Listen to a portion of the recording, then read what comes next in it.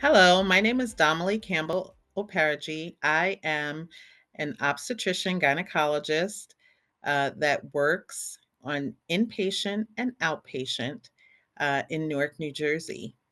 I am happy to, on behalf of the American Medical Women's Association, bring to you information about RSV vaccination guidance for pregnant individuals. I have no financial disclosures. Respiratory syncytial virus, or RSV, is a highly contagious virus. It can lead to respiratory infection in babies, including serious lung infections. Most infections with RSV will cause mild cold like symptoms.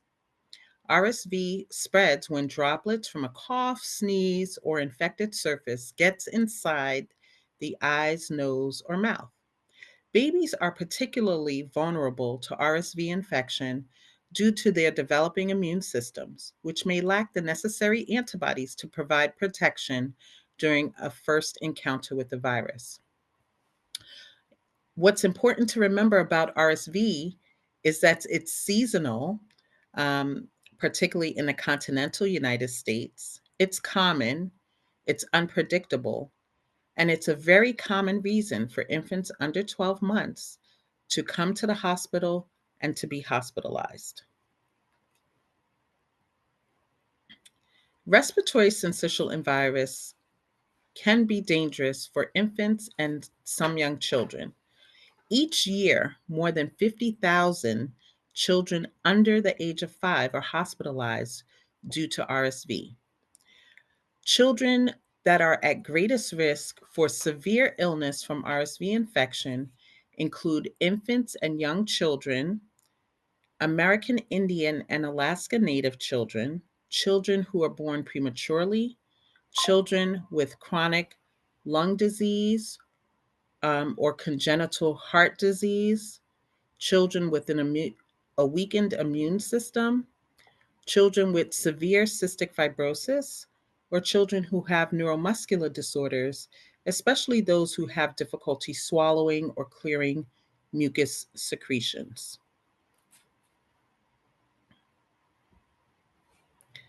Our goal is to prevent severe RSV disease in infants. And this can be done with maternal RSV vaccination or infant immunization with RSV monoclonal antibodies.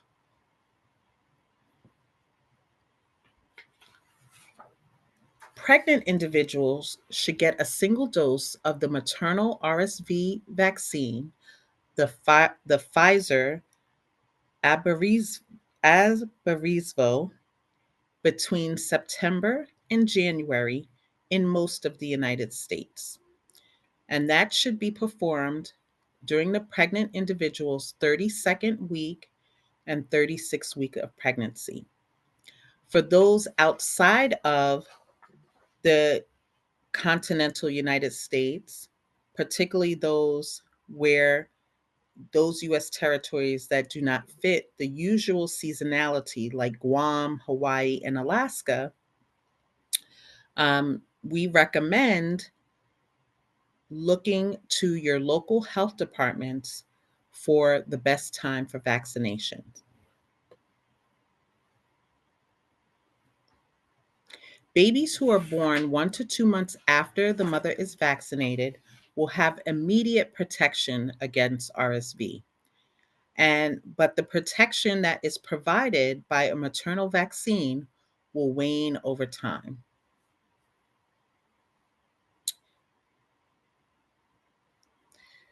If your office or your facility does not stock RSV vaccine, I would recommend checking with the place where you normally refer patients for vaccination. And if that's your local pharmacy or your local health department, making sure that they have the appropriate Pfizer RSV vaccination, because that is the vaccination that is indicated for pregnant women. There are multiple vaccines that are recommended during pregnancy. Um, The Tdap vaccination, COVID vaccination, influenza vaccination are all recommended during pregnancy. And so maternal RSV vaccine can be administered with any of these other vaccinations. But it's important to remember that only Pfizer's Abruzzo vaccine for RSV is recommended in pregnancy.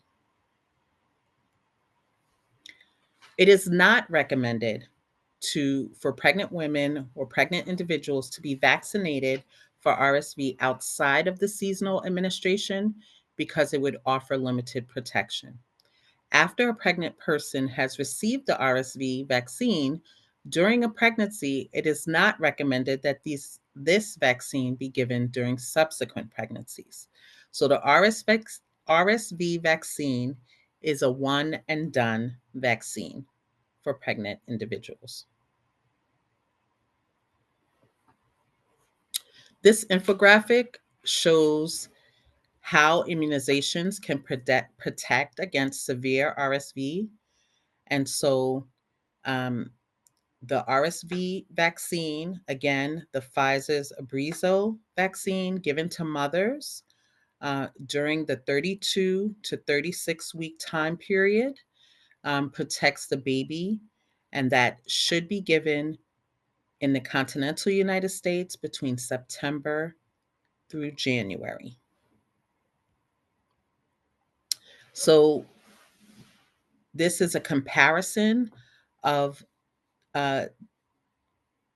agents that can be given. So we have the maternal vaccine, the Pfizer's Abruzzo.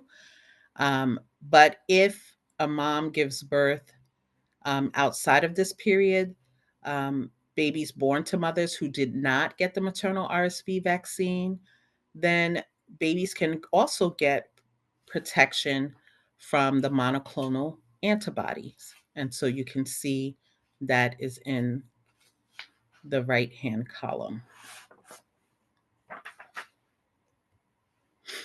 And again, this is another infographic showing that throughout the year, there is protection for infants for RSV. So during some months, that protection will come from Nirsevab, which is the monoclonal antibody. Other months, that protection can come from the RSV vaccination of the mother. And then there's also a period of overlap.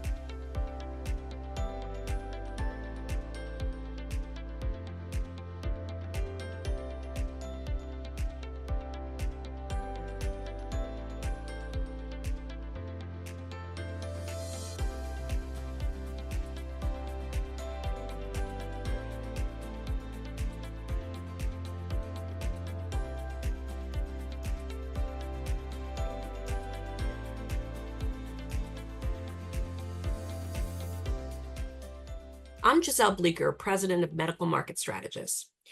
I do work in the coding space for vaccines, and today I'd like to talk to you about coding and coverage considerations for maternal RSV vaccination.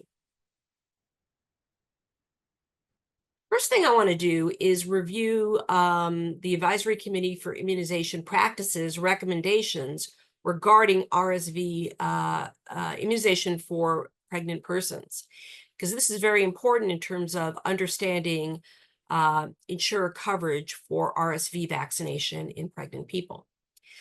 So let's review this. The CDC recommends one dose of Pfizer's Abruzzo for people who are 32 and 0/7 weeks. So basically 32 weeks and 0 to 7 days through 36 weeks, 6 out of 7 days, weeks gestation. And these pregnant people who are more than 36 weeks, 6 days, should not be vaccinated because there really will be not enough time for the antibodies to develop and cross the placenta and protect the infant. So it's really only in this 32 weeks through the end of 36 weeks that the ACIP recommends RSV vaccination of the mother. Infants should receive RSV immunization in the form of nirsevimab before or at the start of RSV season if the mother has not been able to receive maternal RSV vaccination.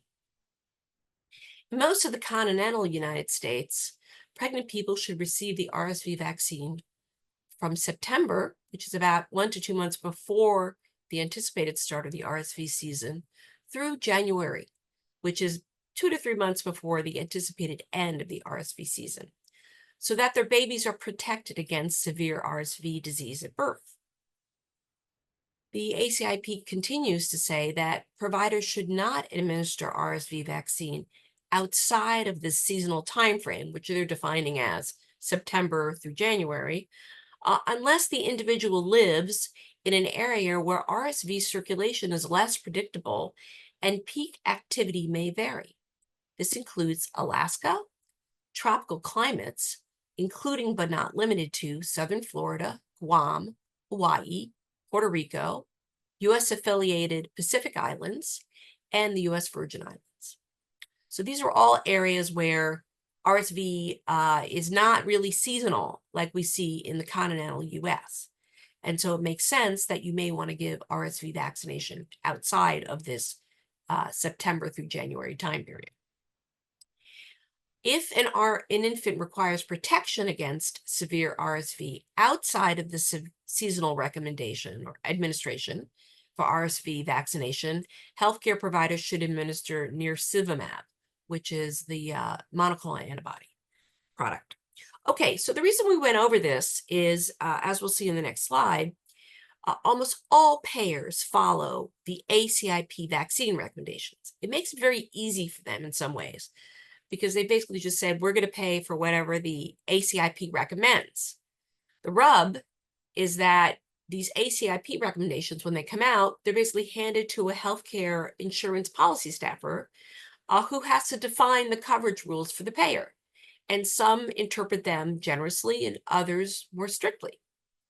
So these ACIP recommendations on maternal RSV immunization, were promulgated, and then the insurance companies turn and hand them over to their staffer and probably a medical director in addition.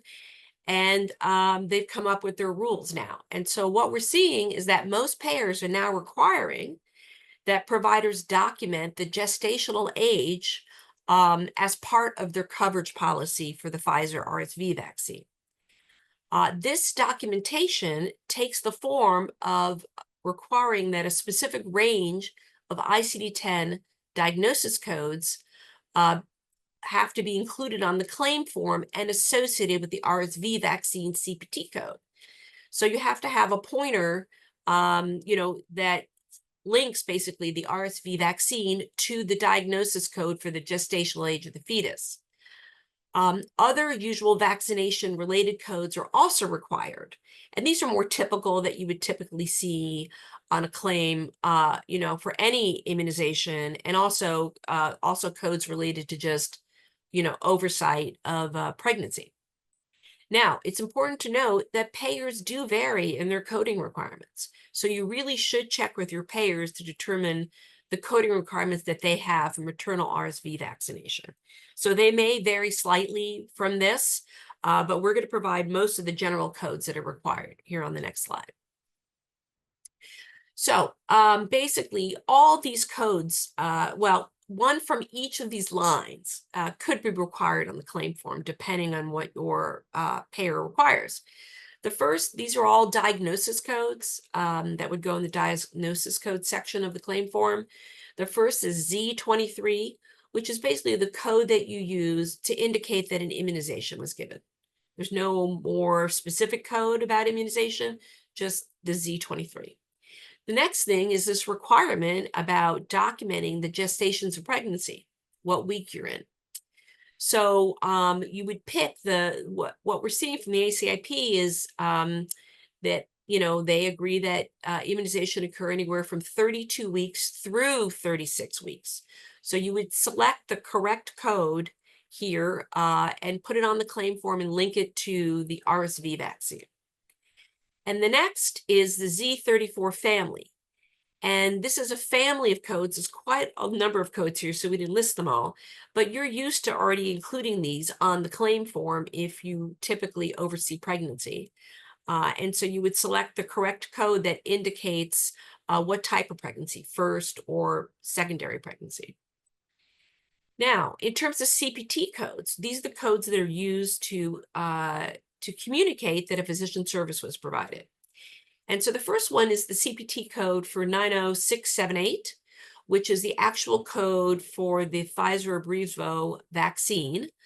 And it's, generic terminology here is respiratory syncytial virus RSV vaccine pre-F subunit bivalent for intramuscular use. This is a unique code for the Pfizer vaccine. And so you would list this on the claim form to indicate that the Pfizer vaccine was given. And then on this last row in this table, you would choose one of these codes to indicate the act of administering the vaccine. The top two codes, 90471 and 90472, are generally used for people over 18 years of age. And you would choose, if you're only giving one vaccine in that session, then you would use 90471. But if, for example, if you're giving another vaccine on the same day as this vaccine, like let's say you're giving flu and the RSV vaccine, then one of them would be coded 90471, and then the next injection you would code it 90472. So that's how you would choose between those two. And then the last two codes listed here, 90460 and 90461, this is the administration codes used for persons through 18 years of age for which there is counseling performed by the healthcare professional. So if you have a teenage pregnant person who is getting RSV vaccination and counseling is performed and they only get one vaccine, use 90460. If it's a teenager, 18 years or younger, and you do counseling, and let's say you do flu and RSV, then you would use 90460 for one vaccine and then 90461 for the second vaccine. So those are pretty much the main codes that are going to appear on the majority of claims. As I mentioned before, there could be additional codes that individual providers will require, and you really do need to check with them to make sure you understand the coding requirements. But in general, these codes are the ones that you need to put on a claim form depending on the particular circumstance of the patient. Now, I've had some questions about maternal vaccination outside of the September to January time period in non-continental US locations. So, as I mentioned before, as a matter of policy, most US payers recognize the ACIP recommendations as their coverage policy for their plan.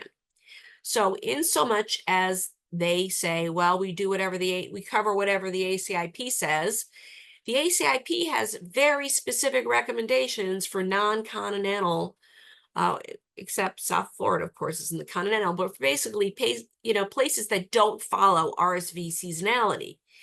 And so they say the ACIP is quite clear in saying that it is entirely appropriate to perform maternal RSV vaccination outside of the typical September through January window for patients in Alaska and tropical regions, including South Florida. So, in so much as the payers follow the ACIP recommendations, and the ACIP specifically says it's okay to give RSV maternal vaccination outside of September through January in regions that don't experience the kind of seasonality that we see in the continental US, these payers should also allow maternal RSV vaccinations outside of September and January time period.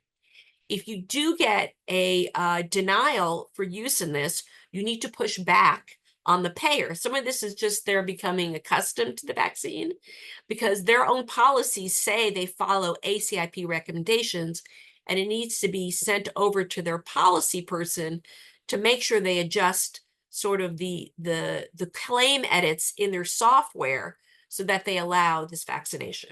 So this is just some of the issues you have initially when a new vaccine starts to be adopted.